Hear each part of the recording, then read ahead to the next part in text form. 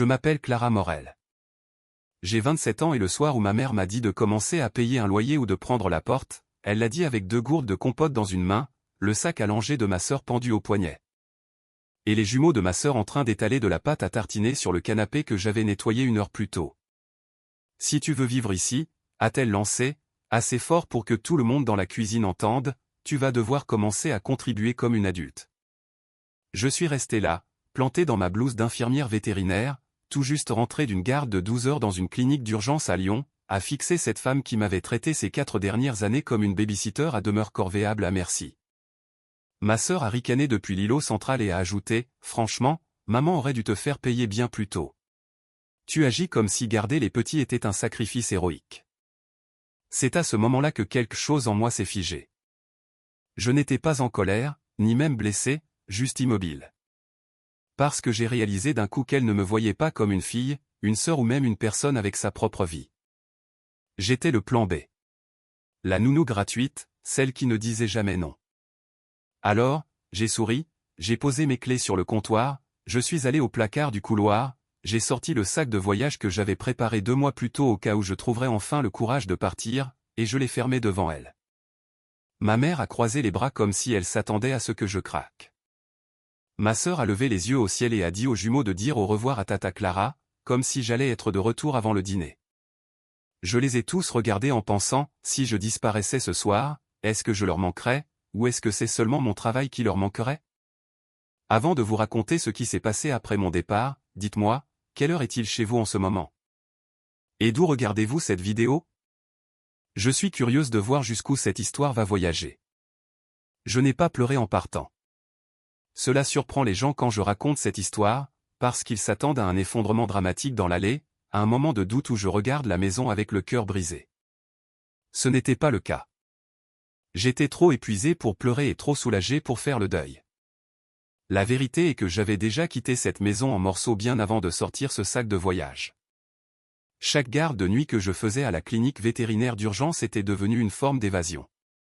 Je passais 12 heures à gérer des propriétaires d'animaux paniqués, des analyses de sang, le téléphone qui sonne sans cesse, les urgences vitales, et cette adrénaline constante qui vient quand on aide les gens lors de la pire nuit de leur semaine. Puis je rentrais au lever du soleil, j'enlevais ma blouse, et j'entrais dans une maison qui semblait étrangement plus bruyante que l'hôpital. Il y avait toujours quelque chose qui m'attendait là-bas. Des plans de travail collants, des dessins animés hurlant à la télévision, les jumeaux pleurant pour des verres de couleurs différentes, ma mère me demandant si je pouvais, juste, les surveiller quelques heures, ce qui était le code pour réclamer toute ma journée de repos. Ma sœur aînée, Aurélie, les déposait avec un baiser sur le front et une excuse légère à propos d'une signature chez le notaire, d'un déjeuner réseau, d'une visite client de dernière minute, ou du besoin vital de « souffler » un après-midi. Personne ne semblait remarquer que j'en avais besoin, moi aussi. Dans cette maison, mon épuisement était traité comme un inconvénient, pas comme un fait. Mon sommeil était facultatif, mon emploi du temps était négociable, mon corps était supposé être toujours disponible. Alors, quand je me suis garé devant un petit hôtel Ibis à quelques sorties d'autoroute et que j'ai payé 3 nuits d'avance avec l'argent que j'avais secrètement mis de côté, je ne me suis pas sentie imprudente. Je me suis sentie saine d'esprit. J'avais l'impression d'être quelqu'un qui avait enfin déclenché l'alarme incendie dans un bâtiment qui brûlait silencieusement depuis des années. J'ai pris une chambre à mon nom, j'ai porté mon sac jusqu'à une chambre aux rideaux passés et à la climatisation bruyante, et j'ai verrouillé la porte derrière moi. Puis j'ai fait la première chose vraiment égoïste que j'ai faite depuis des années. J'ai retourné mon téléphone face contre terre, j'ai commandé des gaufres chaudes et un grand café au service d'étage, j'ai pris une douche si longue que le miroir a disparu sous la vapeur, et je me suis glissé dans le lit alors que le soleil était encore haut. Personne n'a frappé. Personne n'a crié mon nom dans le couloir. Personne ne m'a tendu une couche, une brique de jus, une chaussette manquante ou un problème qu'on attendait que je résolve avant de dormir. Je me suis réveillé 7 heures plus tard dans un silence total et je suis resté allongé pendant 1 minute entière, fixant le plafond comme si j'avais atterri sur une autre planète. Même le silence semblait précieux, comme quelque chose dont je n'avais pas réalisé avoir été privé. Je me suis habillé lentement, j'ai conduit jusqu'à un café voisin et je me suis acheté un latte au caramel hors de prix et un muffin à la myrtille que je n'avais à partager avec personne. Puis je suis resté assise dans ma voiture, les vitres entr'ouvertes, le soleil tapant sur le volant, et j'ai commencé à faire défiler les annonces immobilières. Lyon avait un aspect différent quand je n'étais pas en train de courir entre le travail et les obligations. Les rues semblaient plus larges. Le ciel semblait plus pur. Toute la ville semblait exister en couches que je n'avais jamais eu le temps de remarquer. Je me suis surprise à imaginer des choses simples qui semblaient presque honteusement luxueuses. Une cuisine où je pourrais laisser une tasse propre dans l'évier et savoir qu'elle serait encore là à mon retour. Une salle de bain sans jouets de bain éparpillés sous mes pieds. Une matinée où je pourrais dormir sans culpabilité. Une soirée où je pourrais allumer une bougie et lire au lieu de réchauffer des coquillettes jambon pour des enfants qui n'étaient pas les miens. Dès le deuxième jour, j'ai trouvé un petit appartement au dernier étage d'un vieil immeuble au-dessus d'un fleuriste à la Croix-Rousse. Il avait des boiseries blanches écaillées, du vieux parquet, des marches qui grinçaient et un petit balcon étroit à peine assez grand pour 2 chaises et une plante. Mais à la seconde où j'ai franchi le seuil, j'ai su. Ça sentait la peinture fraîche, les lys de la boutique d'en bas et les possibles. La responsable de l'agence n'arrêtait pas de s'excuser pour l'ancienneté des placards et la petite taille du dressing, mais je l'écoutais à peine. Tout ce à quoi je pouvais penser, c'est que chaque centimètre carré de cet appartement n'appartiendrait à l'urgence de personne d'autre que la mienne. J'ai signé le bail avant que la peur ne puisse me rattraper. Ce soir-là, je me suis assise en tailleur sur le sol avec des plats thaïlandais à emporter sur les genoux, entouré de 2 sacs d'essentiels, d'une lampe dans un carton et de plus de paix que je n'en avais ressenti depuis des années. C'était terrifiant à sa manière, bien sûr. La liberté l'est toujours quand on a été entraîné à associer l'amour à l'obligation. Mais sous la peur, il y avait un soulagement constant qui ne partait pas. Personne ne savait où j'étais, sauf si je le décidais. Personne ne pouvait ouvrir la porte et m'assigner un rôle. Personne ne pouvait me dire que d'être fatigué était égoïste ou que dire non signifiait que je ne les aimais pas. Et pourtant, sous toute cette paix, une question vacillait au bord de mon esprit comme une veilleuse qui refusait de s'éteindre, étais-je vraiment égoïste de m'être enfin choisi, ou m'avait-il simplement conditionné à croire que la liberté était une trahison? Les 3 premiers jours, j'ai ignoré chaque message, non pas parce que j'étais forte, mais parce que je savais exactement comment cela commencerait. D'abord la culpabilité, puis la pression, puis une version de « la famille s'entraide », prononcée par les mêmes personnes qui n'utilisaient cette phrase que lorsqu'elles avaient besoin de main-d'œuvre. Le 4e jour, la curiosité a pris le dessus. J'ai déverrouillé mon téléphone et j'ai trouvé 46 SMS, 12 appels manqués et un message vocal de ma mère marqué « urgent ». Ma sœur avait aussi envoyé des messages, mais les siens étaient différents. Ceux de ma mère étaient frénétiques et manipulateurs par vagues alternées. « Où es-tu ? C'est puéril. Les garçons sont perdus. J'ai besoin que tu m'appelles. Tu as prouvé ce que tu voulais. » Ceux de ma sœur étaient plus tranchants. « Tu punis sérieusement les jumeaux parce que tu es fâché contre maman ? Grandis un peu. » J'ai écouté le message vocal assise par terre. La voix de ma mère était haletante, en colère, pas inquiète pour moi, ai-je remarqué, mais inquiète pour elle-même. « Tu ne peux pas disparaître comme ça après tout ce que j'ai fait pour toi, disait-elle. J'ai dû annuler un rendez-vous chez le médecin parce qu'Aurélie ne pouvait pas arriver à temps, et les garçons ont été infernaux toute la matinée. Est-ce que tu sais à quel point c'est humiliant de devoir dire aux gens que ma propre fille a abandonné sa famille? J'ai carrément ri en entendant ça. Abandonné. Comme si j'avais quitté des enfants que j'avais mis au monde, des factures que j'avais créées, des promesses que j'avais faites. J'ai tapé une seule phrase en réponse, je n'ai abandonné personne. J'ai déménagé. 10 secondes plus tard, mon téléphone s'est éclairé avec un appel vidéo de ma mère. Contre mon meilleur jugement, j'ai répondu. L'écran s'est ouvert sur un chaos pur. Un jumeau pleurait en arrière-plan. La télé hurlait la chanson d'un dessin animé. Ma mère avait les cheveux à moitié attachés, et derrière elle, je pouvais voir du linge débordé des paniers et de la vaisselle s'empiler dans l'évier. Puis le visage de ma sœur s'est imposé dans le cadre. Regarde ce que tu as fait, a-t-elle lancé, en faisant pivoter le téléphone pour que je puisse voir le salon. Cette maison est un désastre. Maman a dû rater le travail hier à cause de toi. À cause de moi. Pas parce qu'une femme de 32 ans continuait d'utiliser sa mère et sa sœur comme garde d'enfants gratuite. Pas parce que ma mère avait passé des années à normaliser cet arrangement. À cause de moi. J'ai fixé l'écran et quelque chose de froid s'est installé en moi. Non, ai-je dit. C'est à ça que ressemble la maison quand j'arrête de la porter à bout de bras. Ma sœur a cligné des yeux, comme si elle ne s'attendait pas à une telle résistance. Ma mère a coupé court, la voix tremblante, jouant la martyre à fond. Tu me tues avec ça, Clara. Tu sais que je ne peux pas gérer ces garçons seuls. Aurélie a des clients. J'ai des responsabilités. On comptait tous sur toi. Voilà, c'était là. Pas de « on t'aime ». Pas de « tu nous manques ». Mais, on comptait sur toi. J'ai posé la question que j'aurais dû poser des années plus tôt, est-ce que l'une d'entre vous s'est déjà souciée de savoir si je dormais, si je mangeais, si je travaillais, ou est-ce que j'étais juste utile? Aucune des deux n'a répondu. Ma sœur a ricané. Ma mère a commencé à pleurer, et ce silence m'a tout dit.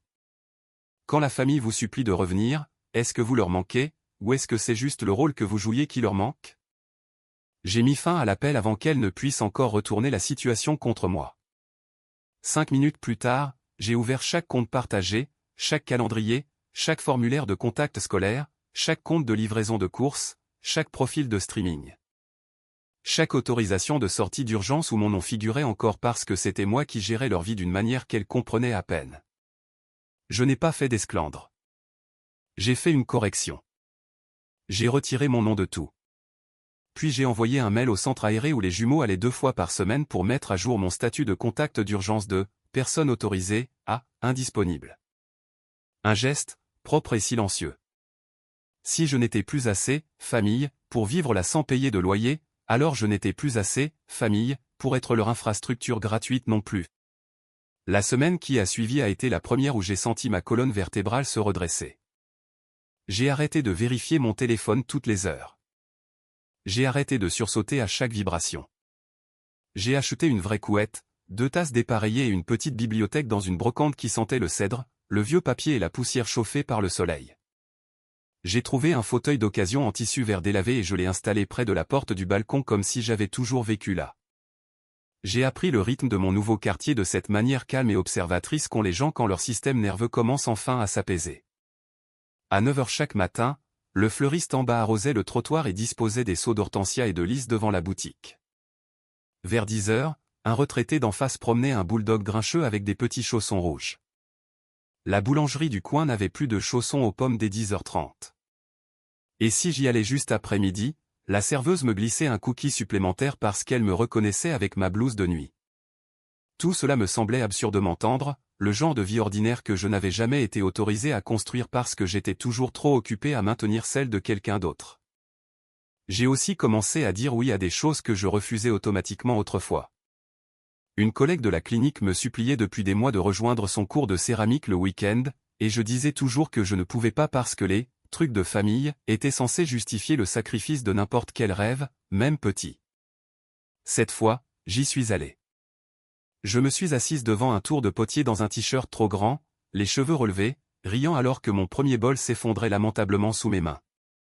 L'instructrice m'a dit de ne pas trop lutter contre l'argile. Centrez-la d'abord, a-t-elle dit, en posant ses doigts sur les miens pendant une seconde stable. Si vos mains sont tendues, ça vacillera à chaque fois. Je ne sais pas pourquoi cette phrase m'a autant touché, mais c'était le cas. Parce que c'était ma vie, n'est-ce pas? Des années à essayer de garder une forme sous la pression alors que tout autour de moi tournait trop vite. Des années de vacillement parce qu'on ne m'avait jamais permis de me centrer d'abord. Au travail, les gens ont remarqué la différence avant moi. J'ai arrêté de faire des petites erreurs dues à l'épuisement. J'ai arrêté d'être déconnecté dans la salle de repos avec un café insipide à la main. J'ai arrêté de m'excuser pour des choses qui n'étaient pas de ma faute. L'un des vétérinaires m'a dit que j'avais l'air réveillé, pour la première fois depuis 1 an, et j'ai failli pleurer là, devant le placard à médicaments, parce que je n'avais pas réalisé à quel point mon burn-out était évident pour tout le monde sauf pour moi. Quelques jours plus tard, le directeur de la clinique m'a demandé si je voulais commencer une formation pour devenir responsable d'équipe, une promotion modeste avec un meilleur salaire, plus de responsabilités et des horaires plus stables. 1 mois plus tôt, j'aurais dit non automatiquement parce que mon emploi du temps ne m'appartenait jamais assez longtemps pour prévoir un avenir. Cette fois, j'ai dit oui avant que la vieille culpabilité ne puisse parler. Ce même jeudi, après une garde longue mais gérable, mon amie Léa m'a traîné à une petite fête de quartier près des quais. J'ai failli dire non par habitude, puis je me suis reprise. Il y avait de la musique live, des food trucks, des enfants qui couraient sous des guirlandes lumineuses, et un stand ridicule qui organisait un concours de costumes pour animaux pour une association. Léa m'a convaincu d'inscrire un bigle à 3 pattes de la clinique qui était temporairement chez l'une de nos techniciennes. Il portait un petit harnais en forme d'aileron de requin et avait l'air profondément offensé par toute cette attention, ce qui n'a fait que le rendre plus populaire auprès de la foule. Quand il nous a fait gagner un bon d'achat de 50 € pour un restaurant de fruits de mer, Léa a hurlé comme si on venait de gagner au loto, et j'ai ri si fort que j'en ai eu mal aux côtes. Ça semble être une si petite chose. Peut-être que ça l'est. Mais après des années à s'entendre dire que mes envies étaient superflues, dramatiques, égoïstes ou dérangeantes, ces petits moments étaient la preuve que ma vie pouvait contenir une joie qui n'était pas empruntée, volée ou compressée dans les marges des besoins de quelqu'un d'autre. L'ancienne version de moi avait été réduite à une fonction, se réveiller, travailler, babysitter, nettoyer, recommencer. Cette nouvelle version était encore fatiguée parfois, encore en train de démêler la culpabilité de l'amour, apprenant encore à se reposer sans s'excuser, mais elle existait en dehors du service aux autres. Cela comptait plus que je ne saurais le dire. Bien sûr, les messages ne se sont pas arrêtés. Ma mère envoyait de longs paragraphes oscillant entre culpabilité et nostalgie, me disant que la maison semblait vide sans moi, tout en omettant soigneusement que ce qui lui manquait le plus, c'était mon aide. Ma sœur envoyait des mises à jour sèches clairement conçues pour déclencher la panique. Léo a fait une crise à la sortie de l'école. Lucas a mordu un autre enfant. La tension de maman est montée. J'espère que ton appartement en vaut la peine. Le truc avec les gens qui dépendent de votre surfonctionnement, c'est qu'une fois que vous arrêtez de les sauver, ils commencent à qualifier vos limites de cruauté.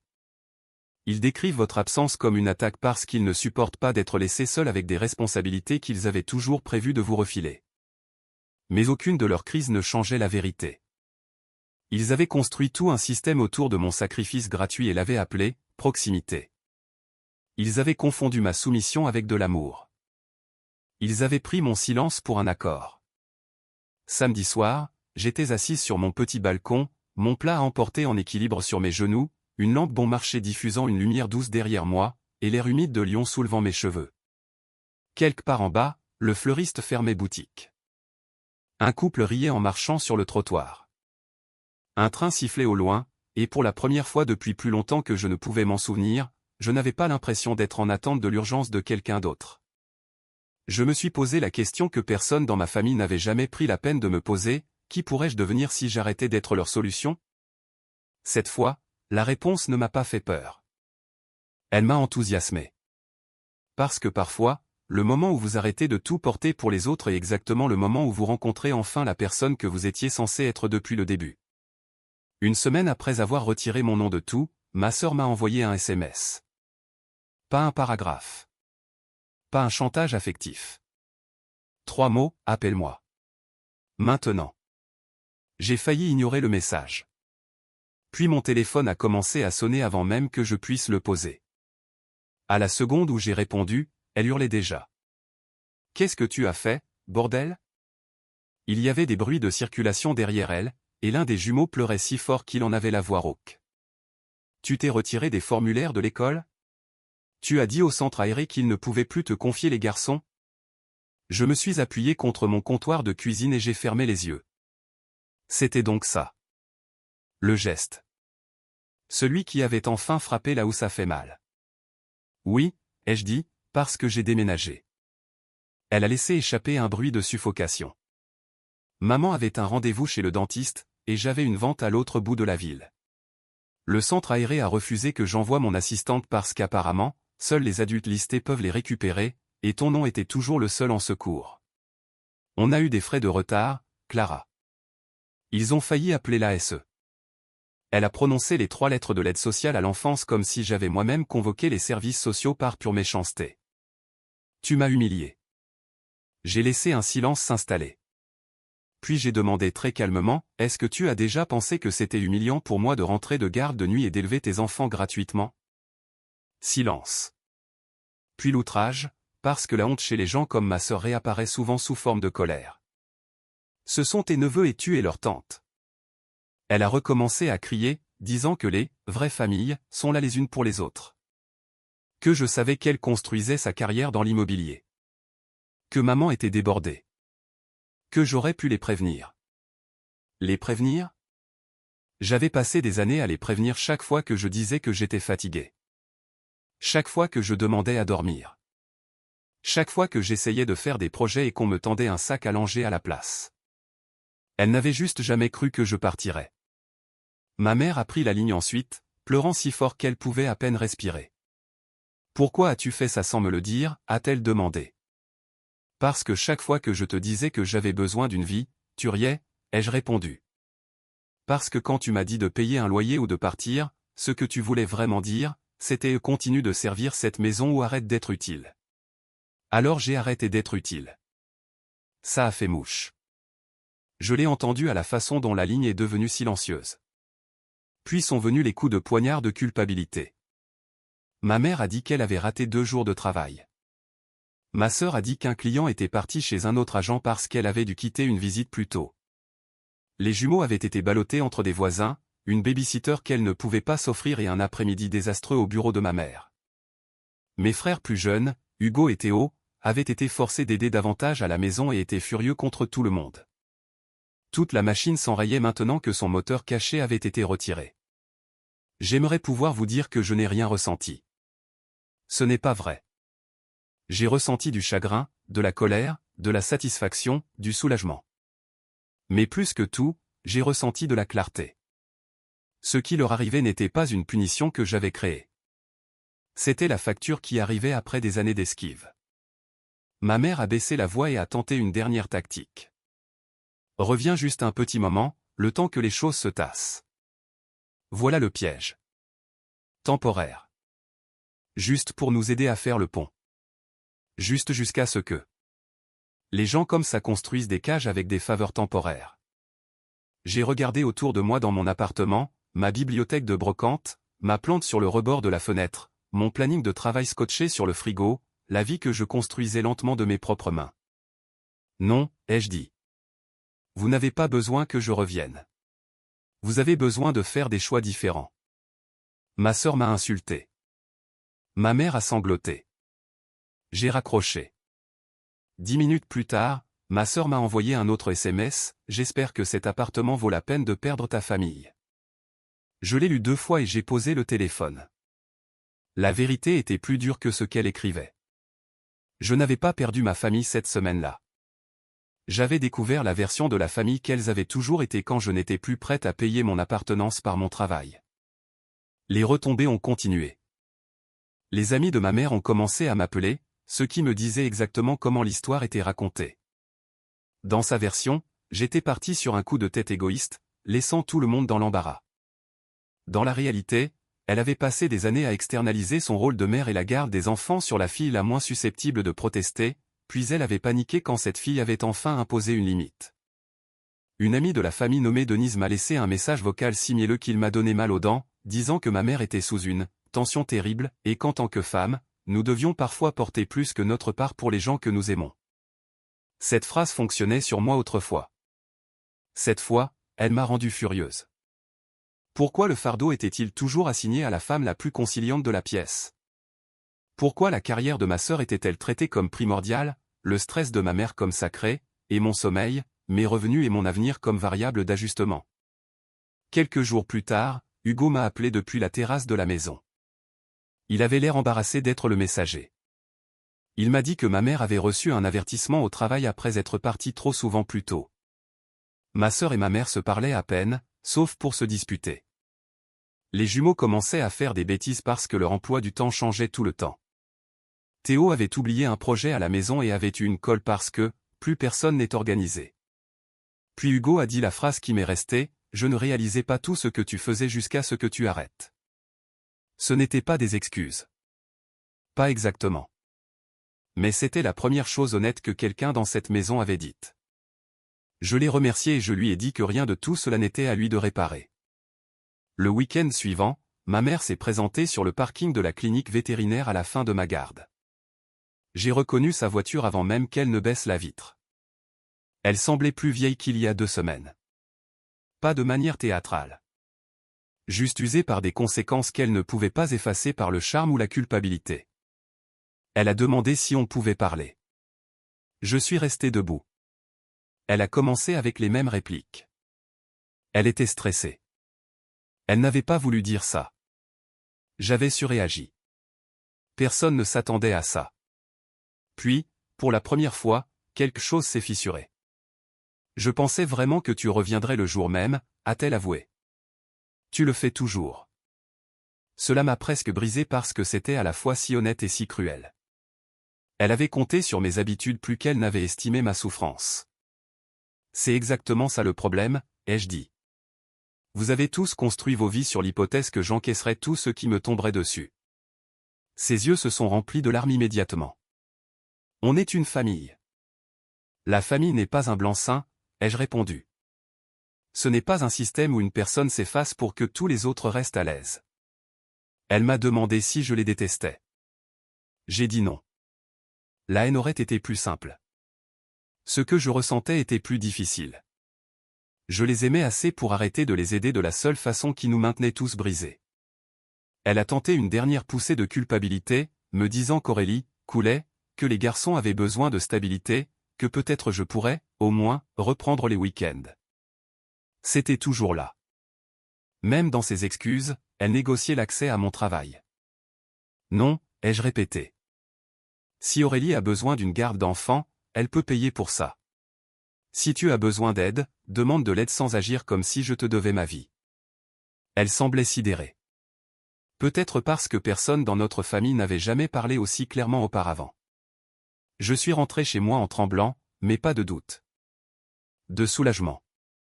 Ce soir-là, j'ai signé les papiers pour ma promotion au travail.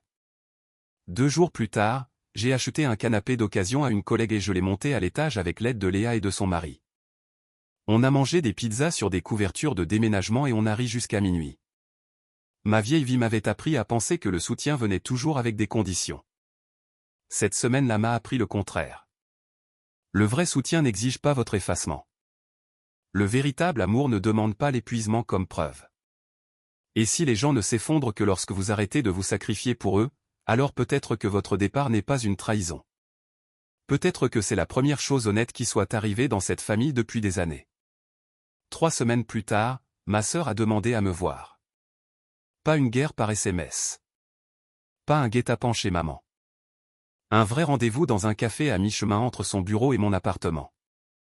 J'ai failli dire non. Puis la curiosité a gagné. Quand je suis entré, elle était déjà là. Pas de maquillage. Les cheveux en un chignon fait à la va-vite. Fixant un café qu'elle n'avait pas touché. Elle ressemblait à quelqu'un qui avait été forcé de se regarder en face et qui n'aimait pas ce qu'elle voyait. La première chose qu'elle a dite a été « Je déteste le fait que tu aies eu raison ». Je me suis assise lentement. Elle m'a confié qu'elle avait perdu 2 clients en 10 jours parce que son emploi du temps était trop instable. Elle et maman s'étaient disputés si fort un soir que les jumeaux avaient tout entendu et s'étaient mis à pleurer. Les frais de garde à Lyon étaient plus chers qu'elle n'avait jamais pris la peine de le savoir, parce qu'elle n'avait jamais eu besoin de le savoir tant que j'existais. Le travail de maman avait réduit ses heures après trop de perturbations. Les garçons étaient épuisés d'être ballottés à droite à gauche. Rien dans sa voix ne sonnait comme une performance. C'était quelqu'un qui extirpait la vérité de sa propre gorge. Puis elle a dit, je ne réalisais pas que maman te traitait comme ça, parce que j'en profitais. C'était la chose la plus proche d'une reconnaissance de responsabilité que j'ai jamais entendue de sa part. Pas assez pour tout effacer. Mais assez pour que ça compte. Je lui ai demandé si elle voulait mon pardon ou une babysitter gratuite. Elle a eu un petit rire, fatigué et amer. Avant, ces 2 choses étaient la même chose pour moi, a-t-elle dit. Maintenant, je sais que non. On a parlé pendant presque 1 heure. Elle a admis que maman m'appelait la plus fiable, comme si c'était un éloge, alors qu'en réalité, ça voulait dire la plus facile à utiliser. Elle a admis qu'elle avait l'habitude de me refiler les jumeaux parce qu'elle savait que je gérerais. Et qu'à un moment donné, elle avait cessé de voir à quel point c'était insensé. Puis elle a glissé quelque chose sur la table. Un chèque. Pas énorme, mais réel. Pour toutes les courses, les frais d'école et les trucs au hasard que tu as payés l'année dernière quand je disais que je te rembourserais. J'ai fixé le chèque. Je n'avais pas besoin du montant. J'avais besoin de ce qu'il signifiait, une reconnaissance que mon travail avait une valeur. Je l'ai pris. Pas parce que cela équilibrait les comptes. Ça ne le pourra jamais. Mais parce que le refuser aurait été l'ancienne version de moi. La version entraînée à prouver son amour en acceptant de perdre. Plus tard ce week-end-là, j'ai accepté de passer à la maison pour 30 minutes. Quand je me suis garé dans l'allée, j'ai vu les conséquences avant même d'ouvrir la porte. Le jardin n'était pas tondu. Des jouets étaient éparpillés partout. À travers la fenêtre, je voyais la vaisselle dans l'évier et du linge non plié sur le canapé. Ce n'était pas un chaos de film catastrophe. Juste le désordre ordinaire et pesant qui apparaît quand le travailleur invisible est parti et que tous les autres apprennent encore à fonctionner. Ma mère a ouvert la porte et a fondu en larmes en me voyant. Pas des larmes de cinéma. Des larmes de fatigue. Elle m'a serré dans ses bras et je n'ai pas répondu tout de suite. À l'intérieur, Hugo préparait des pâtes instantanées pendant que Théo cherchait un bulletin d'autorisation et qu'un des jumeaux coloriait sur du papier scotché à la table, parce qu'apparemment, c'était le seul moyen de le tenir tranquille. C'était bordélique, bruyant, imparfait. C'était aussi honnête d'une manière que l'ancienne maison ne l'avait jamais été. Plus personne ne pouvait prétendre que cet endroit tournait tout seul. Ma mère a demandé si on pouvait parler en privé. Dans la cuisine, elle s'est excusée. Pas de « je suis désolé que tu l'aies pris comme ça ». Pas de « je suis désolé, mais j'étais stressée ». Juste « pardon ». Elle m'a dit qu'elle avait eu honte de voir à quel point elle s'était reposée sur moi, alors elle l'avait déguisé en « devoir familial ». Elle a dit que perdre le contrôle de la maison l'avait forcée à voir que je portais bien plus que ce qu'elle n'avait jamais admis. Puis elle a dit la phrase qu'elle avait évitée toute sa vie, « j'ai eu tort de faire de ton utilité ta seule place dans cette famille ». J'aimerais pouvoir dire que cela a tout guéri instantanément. Ce n'est pas le cas. Certaines blessures ne se referment pas juste parce que la vérité est enfin dite. Mais ça comptait. J'ai regardé autour de moi dans cette cuisine où j'avais autrefois préparé des déjeuners à moitié endormis après mes gardes. Où j'avais bercé des jumeaux en pleurs sur une hanche tout en signant des formulaires scolaires de l'autre main. Où l'on m'avait dit de payer un loyer comme si mon travail ne comptait pour rien. Et j'ai senti un calme s'installer en moi. Tu m'as appris quelque chose d'important, ai-je dit. Ne jamais laisser les gens confondre la disponibilité avec l'amour. Ne jamais les laisser appeler la dépendance du dévouement. Et ne jamais continuer à prouver sa valeur à des gens qui ne la remarquent que lorsqu'elle a disparu. Ma mère a pleuré plus fort. Ma sœur se tenait dans l'encadrement de la porte, écoutant, silencieuse pour une fois. Je suis resté exactement 28 minutes. En sortant, l'un des jumeaux a couru vers moi et m'a serré la jambe. Je me suis penché et j'ai embrassé le sommet de sa tête, parce que rien de tout cela n'avait jamais été de sa faute. À la porte, ma mère m'a demandé si je viendrais pour le dîner de dimanche la semaine suivante. Pas pour aider. Pas pour garder qui que ce soit. Juste pour dîner. Je lui ai dit, peut-être.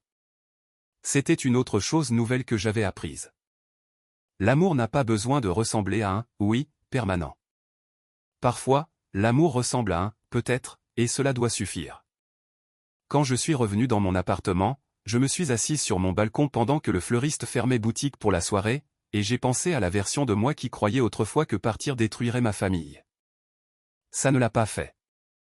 Ça les a forcés à se regarder en face.